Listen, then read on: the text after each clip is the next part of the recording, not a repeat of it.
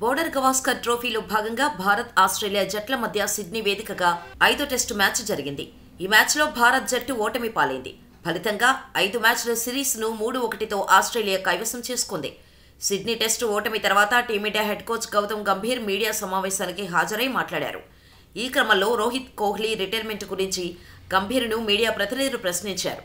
దీంతో గంభీర్ స్పందిస్తూ, నేను ఏ ఆటగాడి భవిష్యత్తుపై వ్యాఖ్యలు చేయను. అది వారి నిర్ణయంపై ఆధారపడి ఉంటుంది. వారిలో తపన, నిబద్ధత ఉంటే వారు భారత క్రికెట్ను ముందుకు తీసుకెళ్లడానికి అవసరమైనవి చేస్తారు. ప్రతి ఒక్కరూ అందుబాటులో ఉండే దేశవాళీ క్రికెట్ ఆడాలని నేను ఎప్పుడూ కోరుకుంటాను అని గంభీర్ పేర్కొన్నారు. భారత్ జట్టుకు ఇప్పట్లో టెస్టులు లేవు. జూన్, జూలై నెలలో ఇంగ్లాండ్లో తదుపరి టెస్టు సిరీస్ ఆడాల్సి ఉంది. 5 నెలల తర్వాత జట్టు భవిష్యత్తు గురించి ఇప్పుడు మాట్లాడటం సరికాదని గంభీర్ ఓ ప్రశ్నకు సమాధానం చెప్పాడు. డ్రెస్సింగ్ రూమ్ను సంతోషంగా ఉంచడానికి నేను ప్రతి ఒక్కరితో మాట్లాడతాను. కొత్తగా జట్టులోకి వచ్చిన ఆటగాడి నుంచి సుదీర్ఘ అనుభవం కలిగిన ఆటగాడి వరకు అందరితోనూ ఒకే విధంగా ఉంటా. అందరితోనూ నిజాయితీగా ఉంటా.